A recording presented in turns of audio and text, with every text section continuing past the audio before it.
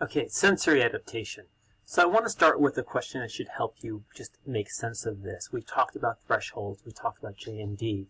But we also adapt to stimulation because we know we're taking in like 11 million bits of information, right? I don't know if it was per second or per minute that Myers talked about.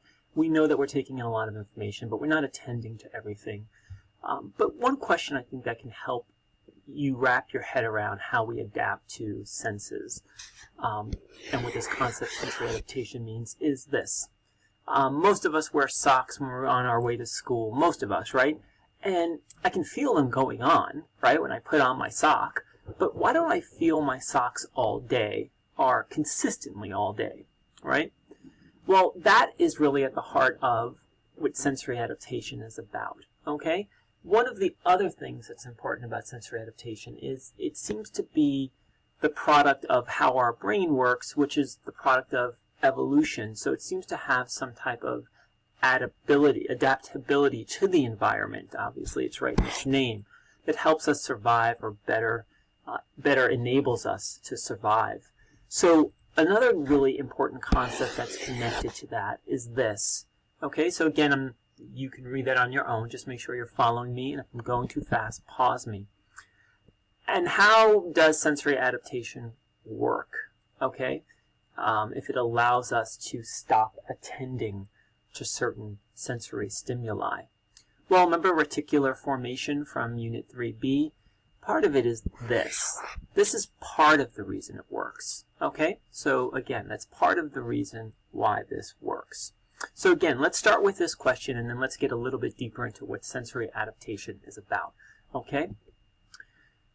Now, again, I guess before we get a little bit deeper into it, this is another important point to remember. Whenever we're talking about sensory adaptation, we're talking about a decrease in sensitivity to stimuli. Okay, two important words here in yellow and in orange.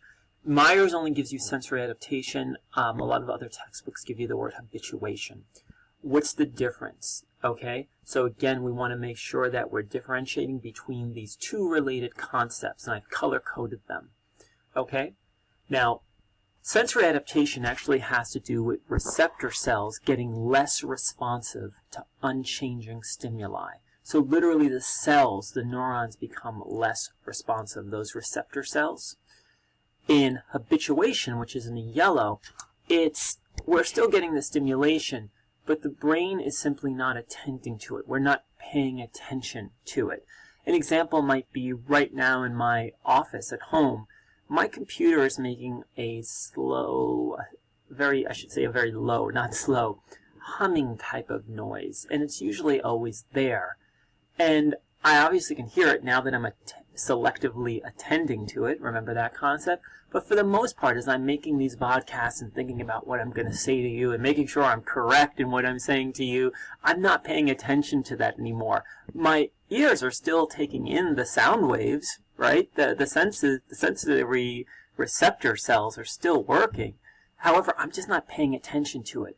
But that doesn't just happen. That's a process that usually happens somewhere in the brainstem, among other places, to help me just stop paying attention to it. Okay, so this has to do with the brain literally not paying attention, and sensory adaptation has to do with receptor cells literally becoming less responsive to unchanging stimuli. It's why your feet don't consistently tell your brain, hey, I've got socks on, I can feel my socks, I can feel my socks. Those receptor cells are literally decreasing their responsiveness.